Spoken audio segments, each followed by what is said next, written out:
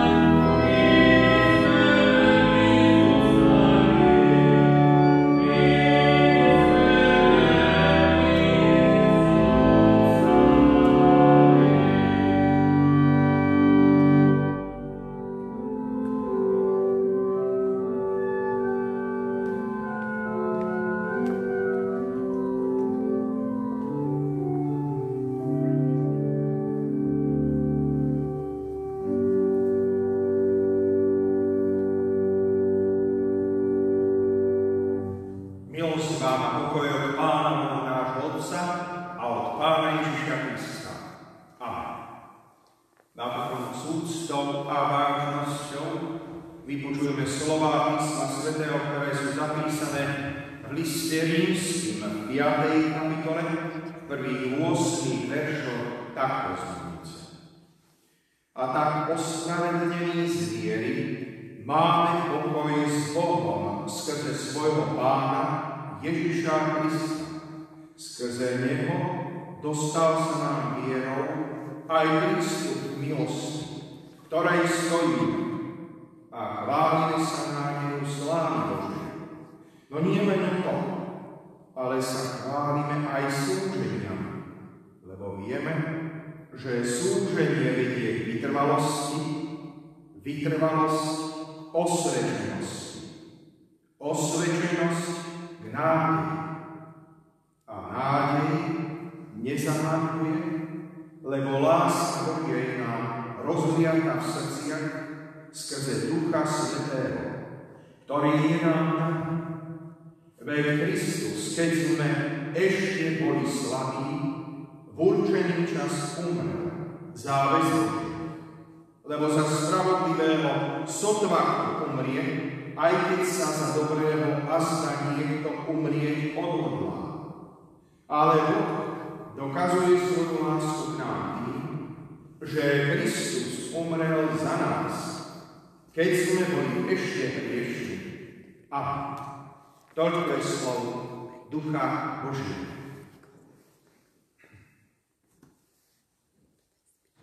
Drahé nábožné kresťanské zhromaždenie, dnes je deň, počas ktorého si s úctou spomíname na začiatok reformácie doktora Martina Luthera. Nebyť 31. októbra 1517 by sme sa snáď aj stretli, no nie v tomto kostole. A dokonca ani nie takto na dielni. Práve tá dnešná doba však nám ukazuje aj na to, ako sa môže skutočný význam a zmysel takéhoto konania znížiť pre nedostatočnú informovanosť a nesprávne pochopenie. Každoročne si pripomíname 31.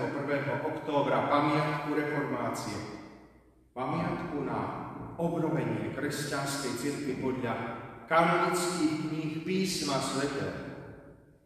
Toto nám má priniesť povzbudenie k pokračovaniu reformačného procesu v zmysle latinského hesla Reformatic Semper Reformanda.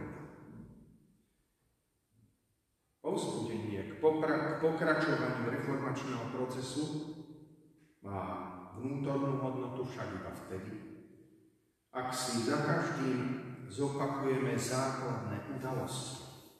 Zamyslíme sa nad dnešným stavom cirkvi či spoločnosti a kriticky vykročíme do budúcna. Potom si uvedomíme, že každá dohoda, na ktorej sa cirkvi budú vedieť dohodnúť, má význam nielen pre prítomnosť, ale hlavne pre krok vpred. Tak určite my, protestanti, ako nás po Wormskom sneme volajú, veríme tomu, že aj pribitím 95 výpovedí proti predávaniu odpustkov v deň pred sviatkom všetkých svätých, teda 31. októbra 1517 na dvere zámodského chrámu vo Wittenbergu bolo takým krokom vpred, že to bol dobrý krok vpred. Krok pod Božím vedením, ktorý priniesol znepokojenie do duší predávačov odpustkov, znepokojenie do duší ľudí, ktorí sa zmierili s lžou a pretvárou. Totiž predávači odpustkov získavali peniaze na dostavanie chrámu svätého Petra v Ríme a na udržiavanie mnohopočetného a nádherného pápežského dvora. Pápež Leon X nepočítal s verejným odporom proti predávaniu odpustkových listí. A to to aj preto, lebo veril v pokoru chudobných ľudí, ich poslušnosť, vyplývajúcu z ich nevedomosti, a veril v úctu, ktorú ľudia mali voči svätejci. S odporom nepočítal ani mladý 21-ročný arcibiskup Albrecht z Mohuča a Magdeburgu. Ten sa s pápežovými vyjednávačmi dohodol na tom, že v Nemecku zariadi predávanie odpustkov za tretinu získaných peňazí. Dominikánsky mních Ján Tecel na takomto pozadí posilnení vyhláseniami samého pápeža spokojne a sebavedome zveličoval moc odpustkov u ľudí. Keď si dovolil tvrdiť, že hriech akýkoľvek a dokonca i proti Duchu Svätému takýmto odpustkom odpúšťa a očistí. Preto, keď v úvode svojich 95 výpovedí uviedol Martin Luther, že z opravdivej lásky a osobitného úsilia vyniesť pravdu na svetlo má sa vo Wittenbergu dišputovať o nasledovných výpovediach pod predsedníctvom ctihodného otca doktora Martina Luthera, Augustiniána, magistra slobodných umení a písma svätého, ako aj riadneho učiteľa. Takáto nečakaná výzva k verejnej diskusii znepokojila všetkých predavačov odpustkov i samotného pápeža. Zrejme takéto vyhlásenie, ktoré pozýva na dnešnými slovami povedané verejnú diskusiu, bolo na dobu stredoveku nielen nanajmíš odvážne, ale so stiahnutím na dnešok veľmi demokratické. A toto dokladuje aj dodatok, ktorý vyzýva tých, čo nie sú prítomní a nemôžu si s nami vymeniť názory, aby to robili písomne. V mene nášho Pána Ježiša Krista. Amen. V tomto období však nemožno vravieť o demokratickom duchu, pretože platilo, že o veciach cirkvi sa na verejnosti nediskutovalo, lebo platilo Roma locuta causa finita, Rím vyhlásil a vec bola uzavretá. Učený mních doktor Martin Luther zámerne zostavil svojich 95 výpovedí a dôvodov proti predávaniu odpustkov, lebo predávači odpustkov mali vtedy 95 rôznych úprav od biskupov, ako treba odpustky predávať. Konkrétne pre krajiny Nemecka. Možno spomenúť aspoň niektoré ďalšie Lutherové výpovede. Ľudské rečičky kážu tí, čo tvrdia, že len čo groš hodený do trubnice zazvoní, duša vyletí z očistca. Isté je to, že len čo groš zazvoní v trubnici, narastá zisk a lakomstvo, avšak pomoc a príhovorná modlitba cirkvi závisí jedine na Božej dobrej vôli. Tvrdí, že kríž nádherne ozdobený pápežovým znakom dokáže toľko, ako kríž Kristov je rúhaním sa vodu. A v závere kresťanov treba napomínať, aby sa usilovali nasledovať svoju hlavu, Krista, aj cez kríž, smrť a peklo. A nech sa viacej spoľahnú na to, vchádzať skrze mnohé súženia do kráľovstva nebeského, než na bezstarostný prevod, že je pokoj. Koho vážne znepokojuje, že odporcovia Lutherovej reformácie nahrádzajú reformáciu reformami, má možnosť presvedčiť sa aj o iných príčinách. Možno jednou príčinou dodnes pretrvávajúcou je aj to, že naša evanjelická cirkev pokladá za písmo sväté len 39 kníh starej zmluvy a 27 kníh novej zmluvy, čiže 66 kanonických kníh. Sväté písmo starého i nového zákona vydané v Ríme v 1995 roku za úsluhou Slovenského ústavu svätého Cyrila a Metoda v Ríme obsahuje 46 starozákonných a 27 novozákonných kníh. teda celkom 70 kanonických a deuterokanonických kníh. Toto vydanie však obsahuje úvody a vysvetlivky na mnohých miestach vyjadrujúce učenie cirkvi a nekryjúce sa obsahovo s preloženým textom. Čiže prvým rozdielom by sme všeobecne mohli hovoriť, ktorý sa dal vyjadriť ako nejednotnosť v chápaní toho, čo tvorí písmo sväté. Tou ďalšou príčinou je, že dôležité biblické pojmy sa dodnes chápu rozlične.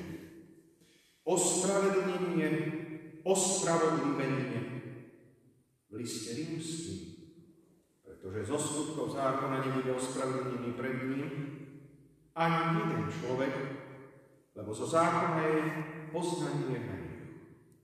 A na iných miestach sa rozdielne aj vykladá.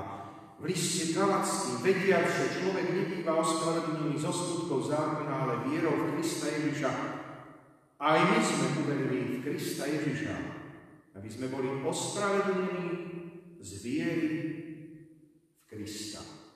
A nie zo skutkov zákona, pretože zo skutkov zákona nebude ospravedlnený nikto. Zase inak vykladajú evanjelici i katolíci a iní konfesie.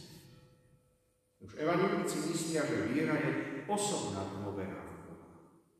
Katolíci myslia, že viera je súhlas učení cirkvi. Evanjelici zdôrazňujú, že skutky sú ovocím živej osobnej viery v trojjediného Boha. Vylučujú akúkoľvek záslužnosť dobrých skutkov.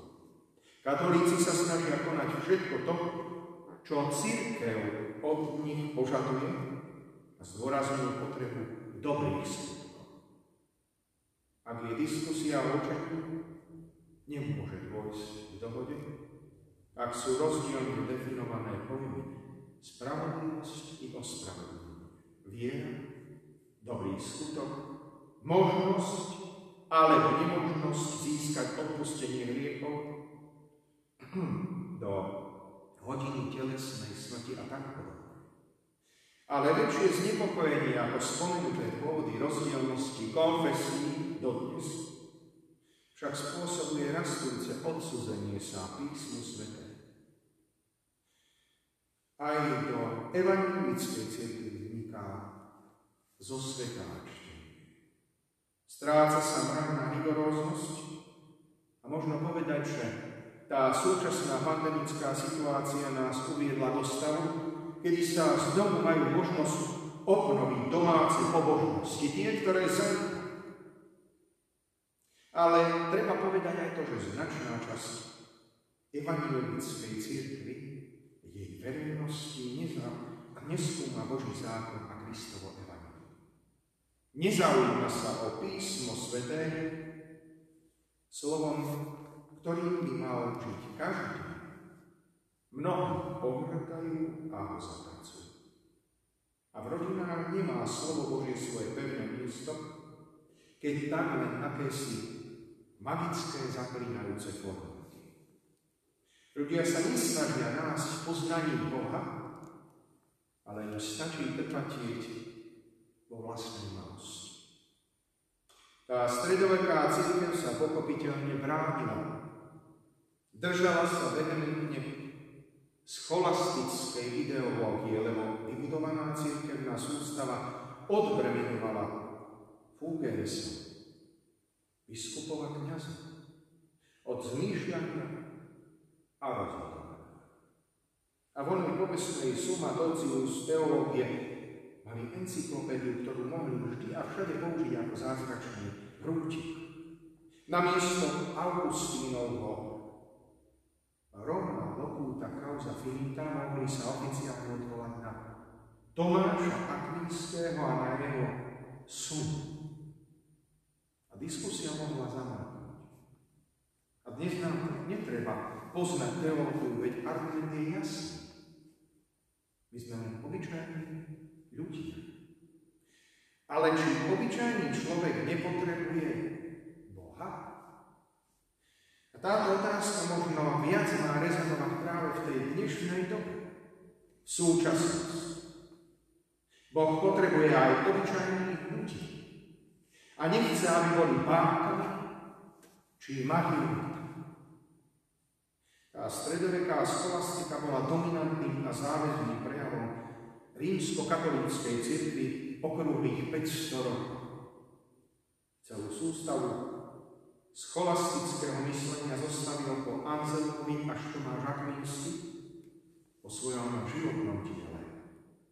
Úplný súhrn teológie, poznania obou, ktorého ako záväzného pravidla sa držali dokonca aj Husoví sudcovia v Kostnici, a ktoré tvorí osnovu náplň aj súčasne platného katechizmu.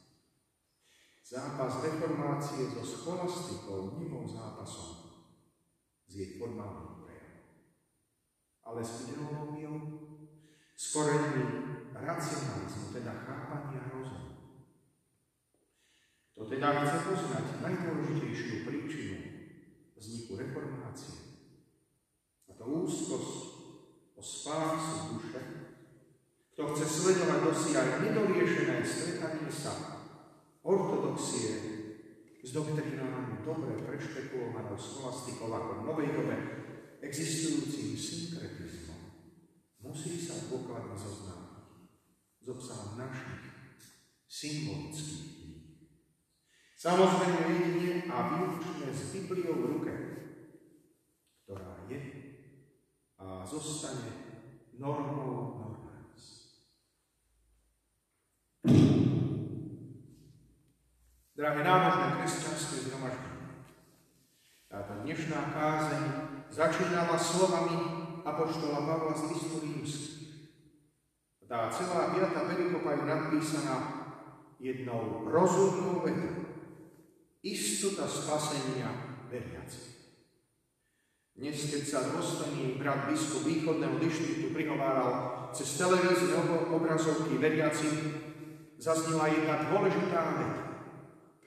Či ľudia túžia po poznaní spásy, lebo reformácia a jej dielo odkázalo práve všetkú múdrosť tomuto jedinému cieľu. Spoznať spásu pre nás v osobnom živote i pre spoločenstvo celej cirkvi. Ten úryvok z listu rímskym z 5. kapitoly hovorí o dôležitom teologickom pojme aj pre nás evanjelikov, o ospravedlnení z vie. Ak aj my sa zahľadíme nielen na našu históriu, a teda na tradičné hodnoty, ktoré sú a ktoré sa viažú aj k tomuto dnešnému nášmu sviatku, a uvedomíme si, akým spôsobom sa Boh prihovára aj nám skrze slovo Božie. Ak si začneme toto slovo Božie stále viac a viac vážiť, potom naozaj nastane nielen zmena v našich životoch, ale to bude skutočné vyjadrenie toho reformačného hesla Semper Reformanda. Tá zmena však nastáva práve skrze uvedomenie si hodnoty viery. Reformácia nebola len korekciou, ktorá znepokojila len scholastiku, teda stredoveké učenie vtedajšej cirkvi. Ona znepokojila aj tých, čo sa odvolávali na výlučné poznanie rozumu racionálnym humanizmom. Pretože sa vracala k biblicky podloženej viere, z čoho aj pri nás dedičov reformácie plenie ten istý, samý nepodmienečný zámer. Kajajme sa a verme v evanjelium. Do budúcnosti vykročme s vierou, ktorá bude prinášať ovocie ducha podľa evanjelia. Amen. Pomodlíme sa. Pane Ježiši Kriste, oslavujeme ťa, že aj dnes môžeme počúvať tvoj hlas. Vieme, že si so svojím svätým slovom uprostred nás, aby si nás ním pretváral v nových ľudí a ním nás takto posvetil v službe do ktorej si nás. Cítime, že Tvoje slovo má pri nás veľkú moc a silu. Keď vidíme svoje hriechy, cítime, ako nás voláš k sebe, aby sme obnovili svoj život podľa Tvojho slova. Dávaš nám poznávať, aby sme sa na nič a na nikoho nespoliehali, jedine na Teba. Ty sám a jediný si za nás trpel, zomrel i z mŕtvych vstal, aby si nás zachránil od smrti večnej a moci diabolskej. Už daj nám kajúce srdcia, aby sme túto Tvoju milosť nebrali na tam. Nech nás táto milosť každý deň mení v nových ľudí, ktorými Ti ochotne a vďačne slúžili celým srdcom. Veríme, že moc Tvojho Svätého Ducha spôsobí v nás obrat života, v cirkvi, v rodine i v celej krajine, aby sme mohli žiť vo viere a v láske s tým, medzi ktorým si nás postavil. Vyznávame, že to môžeš v nás spôsobiť. Len sa. A pomodlíme sa napokon modlitbu Pavlovu. Takto. Otče náš, ktorý si v nebesiach, posväť sa meno Tvoje. Príď kráľovstvo Tvoje, buď vôľa Tvoja, ako v nebi, tak i na zemi. Chlieb náš každodenný daj nám dnes a odpusť nám viny naše, ako aj my odpúšťame vinníkom svojim. I neuvod nás do pokušenia, ale zbav nás zlého, lebo Tvoje je kráľovstvo, i moc, i sláva, na veky vekov. Amen. Sláva Bohu Otcu, i Synu, i Duchu Svätému, ako bola na počiatku, i teraz, i vždycky, i na veky vekov. Amen. Napokon povstanúc, príjmite požehnanie. Pokoj Boží, ktorý prevyšuje každý rozum. Nech hájí vaše srdcia a ostríhá vaše mysle v Ježišovi Kristovi, našom Pánovi, od teraz až na veky vekov. Amen.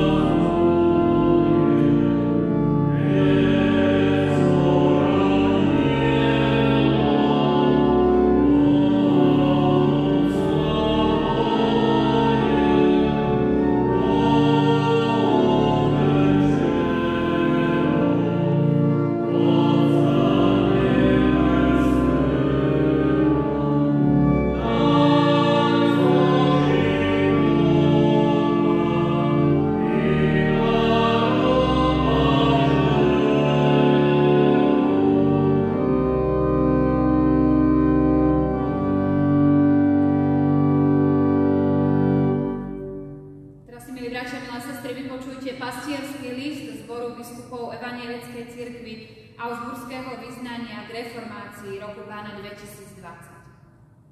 Milé sestry a milí bratia, tohtoročnú pamiatku reformácie spojenú s 500. výročím prvého čítania Lutherových 95 téz proti odpustkom na území Slovenska si pripomíname vo výnimočnej situácii mimo naše chrámy a spoločenstva v ohrození pandémiou. Ale práve tieto okolnosti môžu priniesť o to prenikavejšie impulzy k reformácii dnešnej cirkvi. Skúsme sa na niektoré z nich pozrieť vo svetle Božieho slova z 1. listu Korinským z 15. kapitoly 58. verša. A tak, bratia moji milovaní, buďte pevní, neklátiví, rozhoňujte sa stále v diele Pánovom, vediac, že vaša námaha nie je márna v Pánovi. Prečítaný verš a celá 15. kapitola 1. listu Korinským kresťanom je výzvou k pevnosti a stálosti vo viere v Evanjeliu. Jeho jadro pripomína apoštol slovami v 3. a 4. verši: Kristus umrel pre naše hriechy podľa písem a bol pochovaný a v 3. deň bol vzkriesený podľa písem. Následne rozvíja toto evanjelium silným dôrazom na vzkriesenie. Ak Kristus nebol vzkriesený, márna je vaša viera. Veriť v Pána Ježiša Krista, v jeho smrť a vzkriesenie znamená istotu. Istotu života a záchrany. Tak veľmi ju potrebujeme, zvlášť v týchto neistých časoch. Základom reformácie bolo a je zakotvenie v Božom slove. Ono je istotou, je stále, nemenné, zostáva na veky. Táto zakotvenosť nám umožňuje byť otvorený a reflektovať aj výzvy akejkoľvek búrlivej a premenlivej súčasnosti. Pomenujme 3 z nich. Pandémia koronavírusu nám stále zreteľnejšie ukazuje, že život cirkvi sa mení. Stále viac sa odohráva vo virtuálnom priestore. Je to situácia vynútená okolnostiami, ale zároveň zistujeme, aký je to silný nástroj zvestovania evanjelia. Nemusíme ho tak vnímať iba ako náhradu za bežné stretnutia, ale ako príležitosť a výzvu k šíreniu zvesti o ukrižovanom a vzkriesenom Kristovi všetkým ľuďom až do posledných končín zeme. Chceme vás však zároveň vyzvať a poprosiť, aby ste nezabúdali na svoje spoločenstvá a aby ste ich neopúšťali. Aby hneď, keď to bude možné, ste sa do nich vrátili s novým odhodlaním a nasadením pre šírenie evanjelia a s novou odvahou výjsť s jeho posolstvom aj mimo chrám. Chceme zároveň poďakovať všetkým, ktorí využívajú súčasné možnosti technológií na to, aby Božie kráľovstvo rástlo medzi nami. Druhou výzvou je nový zákon o financovaní, ktorý schválila synoda našej cirkvi. Prinesie zmeny. Jeho uskutočňovanie v praxi bude vyjadrením toho, ako nám na našej cirkvi záleží a čo sme pre ňu ochotní spraviť a obetovať. Viac ako o financovanie pôjde o charakter našej cirkvi do budúcnosti. Dokážeme udržať pracovníkov na Božom diele a spoločnú službu a rozvíjať ju, alebo budeme musieť iba šetriť za každú cenu a zredukovať, čo sa dá. Príjmite prosím aj túto zmenu ako príležitosť nastaviť našu cirkev do budúcnosti správnym spôsobom. Tretia výzva sa týka dobrovoľníctva. Chceme vyzvať a poprosiť všetkých mladých ľudí, aby neprehliadali výzvy k dobrovoľníckej pomoci súvisiacej s pandémiou. Možností je veľa. Ukážme, že dokážeme o láske, milosrdenstve a obetavosti nielen rozprávať, ale aj niečo spraviť. Toto pozvanie je zároveň pre všetkých, samozrejme pri zvážení zdravotných rizík a zachovaní bezpečnostných opatrení. Ukážme, že aj v týchto neľahkých časoch vieme dbať viac na druhých ako na seba. Buďme pevní, neklátiví, skrze Pána Ježiša Krista máme víťazstvo, máme život. Ako on bol vzkriesený z mŕtvych, aj my budeme žiť. Prajeme vám takúto vieru, aby ste ňou prekonávali každý strach, osamelosť, stres, chorobu, únavu, frustrácie, utrpenie. Modlíme sa za vás, za našu cirkev, aj celú situáciu spôsobenú koronavírusom a prosíme, aby ste zostali verní a vytrvali aj na modlitbách. Pán Ježiš je víťaz, on žije, aj my budeme žiť. Podpísaný Ján Hroboň, biskup Západného dištriktu, Ivan Elko, generálny biskup a Peter Mihoč, biskup Východného dištriktu Evangelickej cirkvi Augsburského vyznania.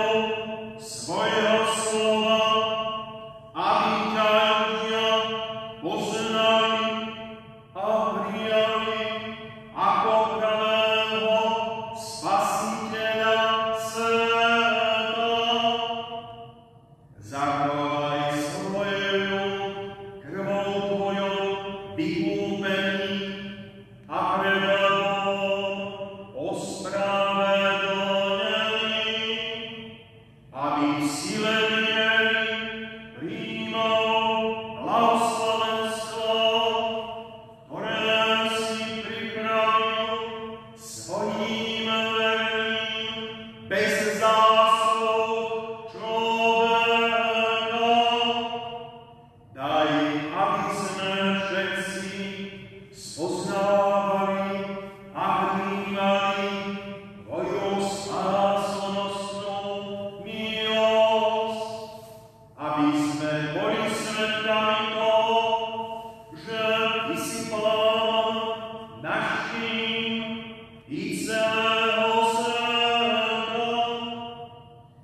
ťa chceme vystávať v pozemskej cirkvi a tak ťa budeme oslavovať, keď pred tebou zastaneme vykúpení k večnému životu.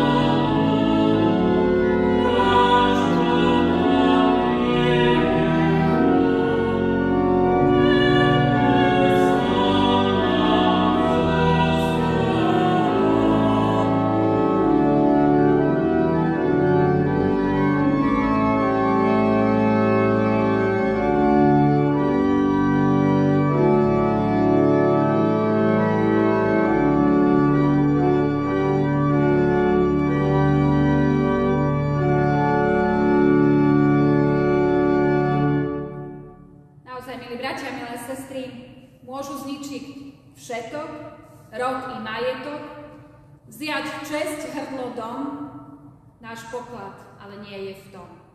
Nebesá nám zostanú. Tak nech sám Pán Boh požehná nielen tento dnešný deň, ale aj každý deň nášho života, ktorý je pred nami. Prajeme vám veľa zdravia a veľa Božieho požehnania.